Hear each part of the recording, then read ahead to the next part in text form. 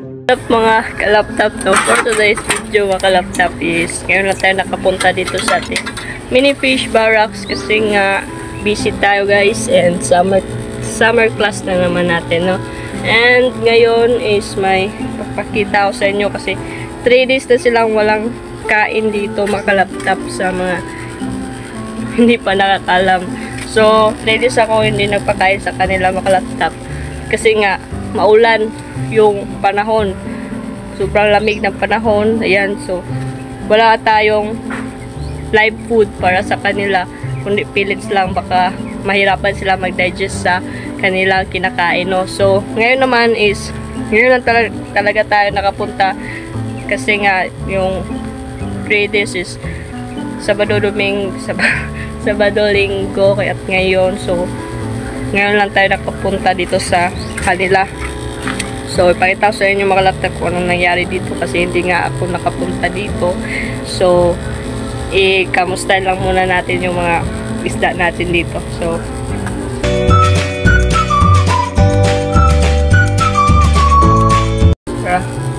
So dito mga laptop is natanggal yung oxygen and natanggal din yung sa sponge filter. So ibalik natin para magkaroon na sila ng ng oxygen. Kahapon tiningnan ko dito sa bintana lang kung tumingin makalaptop kung gumagana ba yung oxygen nila, no? So gumana naman siya makalaptop and yan, teka lang.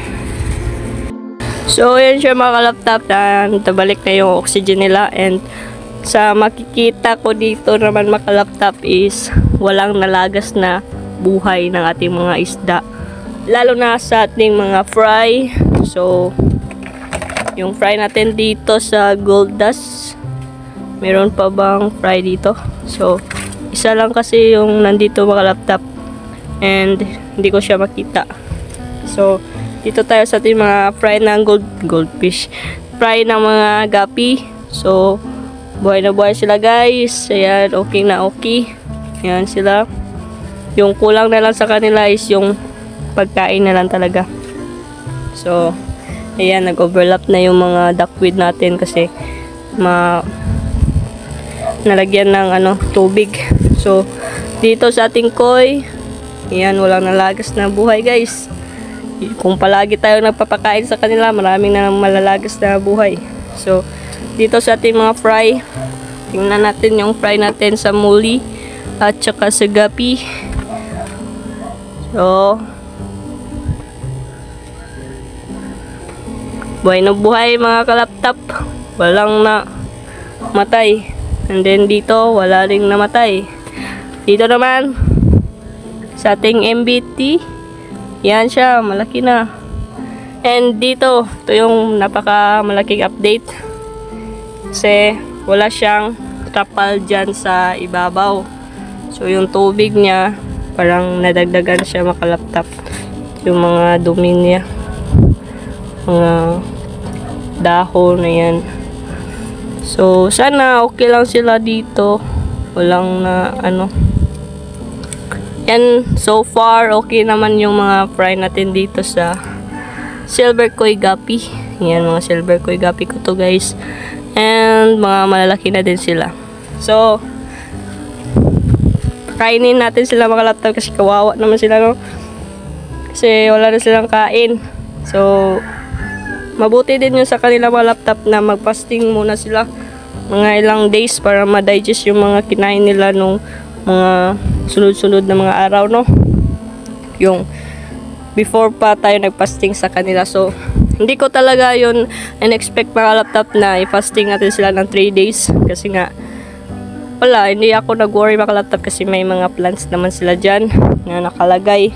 So kung wala tayo pagkain, so matagalan pa tayo sa pagkain nila, pwede lang din na plants yung ipo-provide natin sa kanila mga laptop kasi dyan naman sila nabubuhay. Ayan.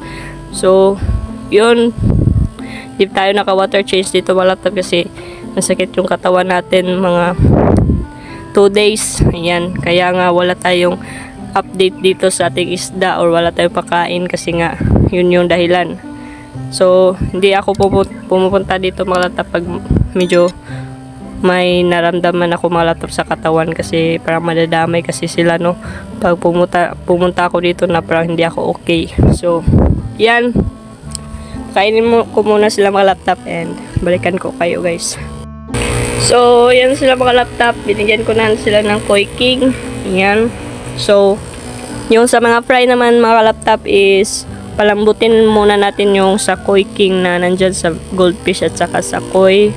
Yung mga tira-tira nila, no, kasi hindi hindi pa sila makakain ng hindi malambot yung pagkain nila mga laptop. So far naman mga laptop, no, sa mga nakalagay dito sa ating mga storage box, hindi pa naman tayo nalagasan ng mga fry mga laptop, and thanks God kasi nga healthy sila kahit na wala silang kain ng 3 days. So ayun, okay lang naman sila mga laptop. And ayun, maraming nagsilabasan ng mga snail. So gutom na siguro to sila mga laptop kasi walang pagkain. Yan. So yun, tingnan natin yung mga pwedeng makain na sa fry.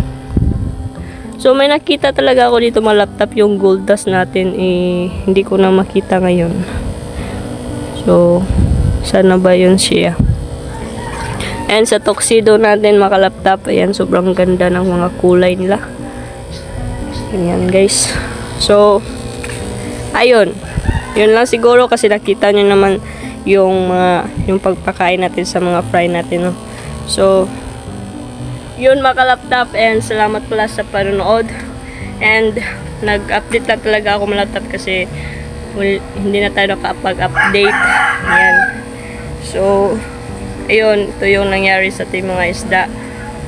Mga sunod-sunod kasi yung ulan mga laptop, kaya hindi ako nagpakain sa aking mga isda, lalo na sa flower horn kasi wala silang heater. So yun, wala tayong live food, wala tayong dapnya, mga ganyan. So ayun, nagpaliban mo na parang nawalipasan sila ng pagkain mga laptop ng 3 days. So okay lang naman sa kanila yun mga laptop, at least na walang nalagas na buhay sa ating mga isda. So yun lang mga laptop. Kung nagustuhan mo itong video na to, don't forget to like, share, comment, and subscribe to my channel, and click the tiny bell para palagi updated sa susunod nating i-upload. So yun lang, kung gusto mong marami pang video na ganito, subscribe ka na sa ating YouTube channel. So yun lang, peace out.